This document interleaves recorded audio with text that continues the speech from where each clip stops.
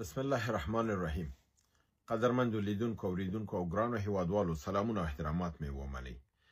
23 اپریل کال 2015 ستاسو په چوپړ کې حاضر یم.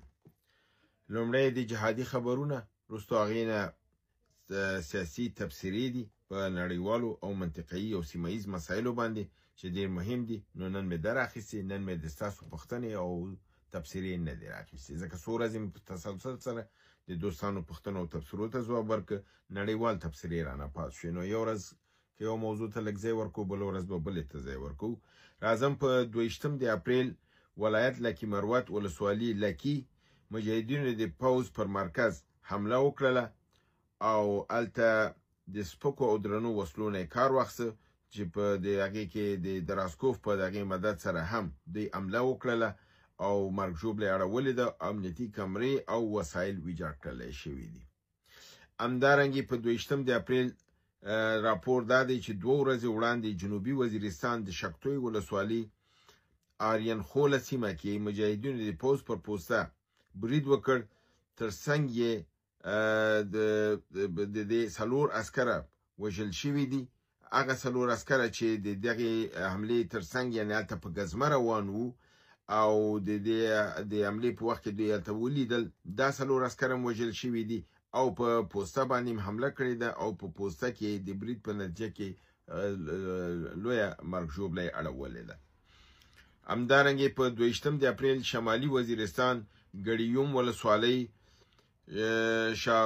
شاوزي بورډر چاپې باندې د چاپې په نیت باندې راغلو د پوځیانو ترمنځ سخته جګړه شوې ده.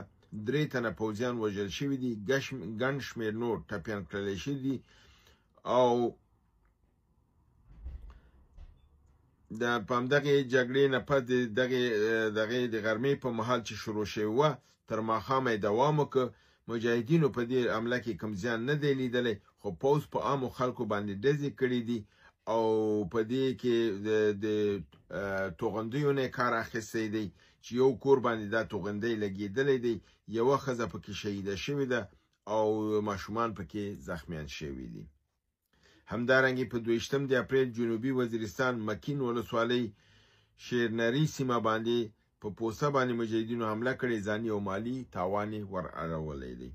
همدارنګې په 23 اپریل نن سهار په 23 اپریل نن سهار شمالي وزیرستان میرعلي ولسوالۍ د پوځ د تیلو ټانکرونو باندې برید شوی دی. په دې برید کې د پوځ دغه ټانکرونه د منځه تللي دي او د دې 3 کسه پکې مړه شوي دي او بیا د ډرون په دغې باندې چې دوی حمله کړې ده یو ماشوم شهید شوی دی. همدارنګې په 23 اپریل جنوبي پنجاب تونسه شریف کوتانی بستی باندې د مجاهدینو او د پولیسو او د CGD په قطار باندې کمین وهلی دی. 4 عسکر وژل شوي دي، یو موټر پکې ویجاړ کړلی شوی دی او یو څه مرمي او شاجورونه مجاهدینو ته په لاس ورغلي دي.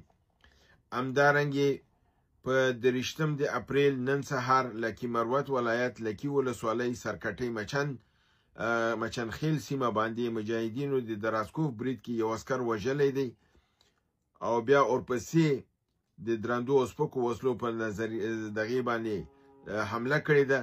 دې جګړې 1 ساعت نه زیات دوام کړی دی او د 1 ساعت په دغه کې ډېر زیات مرګ ژوبله حکومت ته اړولې ده. همدارنګې په 23 اپریل نن د کوز دیر ولایت د جندول په ولسوالۍ کې مسکینې سیمه کې طالبانو پر پوځي برید مالي او ځاني تاوان اړولی دی او د ترڅنګ امنیتي کمره یې ویجاړه کړلې ده. دا و د جهادي څپو خبرونه. اوس راځم یو واقعه چې پرون هلته په مقبوضه کشمیر د هندوستان کې شوې ده. په ده کې 40 تنه سیلانیان چې د خپله د هندوستان سیلانیانو او کشمیر ته راغلي وو هغه وژل شوي دي. 2 محلي د کشمیر سیلانیان چې د دوی سره باتمن رهنمایي ته وو هغه وژل شوي دي. یو تن د عرب اماراتو د کس وژل شوی دی او یو نیپالی پکې وژل شوی دی او ډېر ګڼ شمېر کسان ټپیان شوي دي. نریندر مودي چې د سعودي عربستان په سفر و هغه خپل سفر اعلان کړی دی، بیرته راستون شوی دی.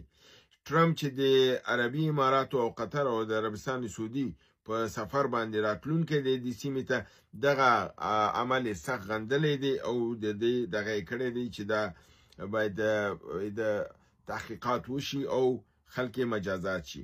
ویل کېږي چې دا عملیات لشکر طیبه چې حافظ سعید مشري کوي په لاهور کې اوسېږي هغې کړې ده او اوس د هندوستان د حکومت دا وایي چې د دغې ډلې مشر چې دی په پاکستان کې دی او دا متهم په دې کې د دوی دي په لحاظه د دوی سره به دوی جدي یو انتقامي عکس العمل وښیي چې دا انتقامي عکس العمل به صحیح په ده باندې لا موږ واضح نه یو پوهیږو.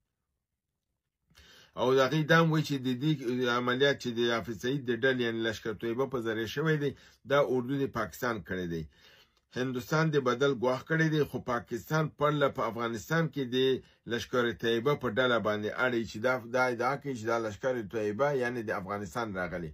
او که تاسو ته معلومه ما بار دا خبره کړې ده چې د پاکستان دغه ډله د 40 کالو نه دی ډله ده. حافظ سعید اوس هم په لاهور کې دی او په همدې اساس دا ډله دوی پخپله لیږي او په اسانه باندې تهمت په افغانستان وایي او د دې اسناد جوړوي او بیا په امریکا ته او نور ځایونو ته وړاندې کوي.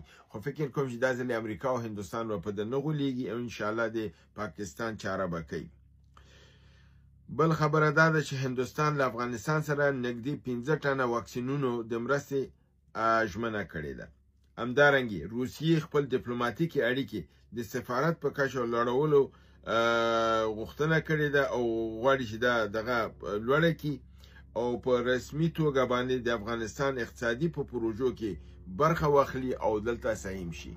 یعنی دوی دغه چې د صحنې نه لرې که دغه بندش د همدغه لپاره چې د دوی تجارانو دلته همکاري کوله نو دا دوی په ترهګرۍ په لیست کې وو په لحاظه بیا د هغې دلته تجارت نشو کولی. اوس هغه بندش دی لرې که اوس تجاران ته خپل وایي چې راشي په افغانستان کې پانګونه وکړي او په دې بابت کې دلته په خپل سهم واخلي او افغانستان کې خپل ونده دغه کړي.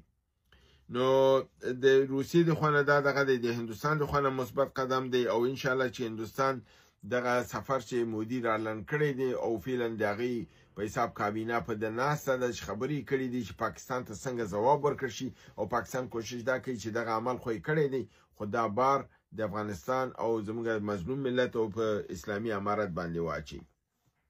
ځکه چې پاکستان د غواړي چې د افغانستان روابط د روسیې سره، چین سره، هند سره او امریکې سره خراب شي تر څو چې بیا دوی ته موقع پیدا شي او دوی بیرته افغانستان کې لاسوهنه او مداخله وکړي. همدارنګه یو بل خبر دا دی چې د جبهه مقاومت او د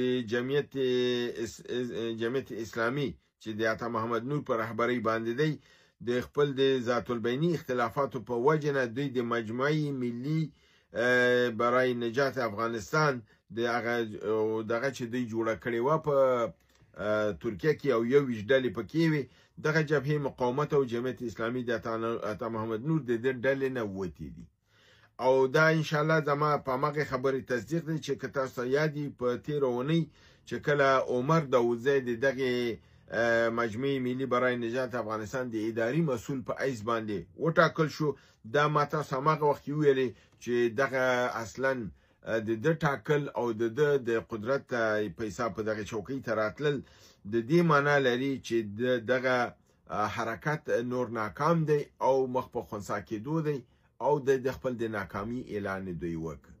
ځکه چې تاسو معلومه ده تر هغه پورې چې د قدرت او د پیسو مسلې هلته د 21 کې چې پکې سیاف هم دی، محقق دی، خلیلي دی، دوستم دی، یونس قانوني دی، همدارنګې د عطا محمد نور پکې وو، همدارنګې دغه و د ضیا چې د جبهه ازادي دغه دی هغه پکې وو، جبهه مقاومت ډله دا ټول په ده کې وو. دا دی کلم چاته چوکۍ نه تیریږي بیا چوکۍ دی ته دی دا جنگ د چوکۍ لپاره پیسو لپاره دی نه د خدای او رسول او د وطن په قصه کې نه دی. نو کله چې دی د عمر داودزی مشر که ما هماغه وخت کې تاسو ګرانو قدرمند ورونو ته ویلې چې دې معنا دا ده چې دوی آینده نه امید نه لري او دوی سره بهرنۍ مرستې نشته دی او تر څو بهرنۍ مرسته نه دی په افغانستان کې د خپل ځای نه لري فلهذا دوی د ناکامۍ اعلان وکړ دا دندې عمر داودزي ته وسپارله او اوس به عمر داودزي ته معلوم شوي چې جبهه مقاومت دی وته، جمعیت دی وته، ثبات محقق وزي بل ثبات نه خلیلي وځي او په دې رنګ باندې دا به منحل کیږي او عمر داودزی به خپل په کور کې همداسې چوکۍ ته ناست وي او خپل شین پیاله چای به څښي انشاءالله. دا دښمنان به الله نه کامیابوي. دوی د دې خاورې سره ډېر دښمني کړې ده، د دې مال ملت په حساب دارایي خوړلې ده، د دې د ملت په وینو دی لوبه کړې ده. دوی افغانستان سره لوی ترین خیانت وکړ. دوی هغه پیسې چې خپل جیبونو کې واچوي کولی شو چې په همدا اوس چې افغانستان خلک ستونزو کې دي، دوی هر یو سره په میلیارډ دي 15 میلیونه ډالر 10 میلیونه ډالر د هماغه پیسو نه راوباسي چې راویلېږي چې دغه سیمه کې دغه ستونزه ده دا حل شي. نو دا خلک چې دي دا د وطن بچي نه دي، دا د وطن دښمنان دي، د پردیو ایجنټان دي، د پردیو په لاس باندې لوبیږي او د پردیو لپاره لوبیږي. هندوستان موږ تاسو ته واکسینونه په خیرات کې راکوي، غنم راکوي، زموږ خپل د خاورې چې ځان ته مجاهد به ویلې او د کوتنه مجاهدینو دا خیانت نه دی کړی. دا خیانت د هغه ټولو کمونستانو اولادونه چې په دغه د امریکایانو د خوا نه راغلل او په افغانستان کې په جمهوریت کې دلته قدرت او پیسې والې، هغې هم دا جنایت او خیانت وکړو. دا پیسې دوی واخیستلې او د ټولې وتښتولې او دا کړل.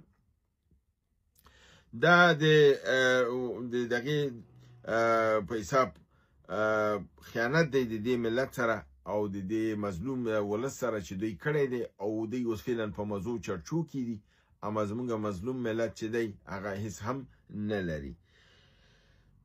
الله دې د دوی نه پوښتنه وکړي او انشاءالله پوښتنه به کوي او ډېر دغه د انشاءالله بیرته ډیپورټ کیږي.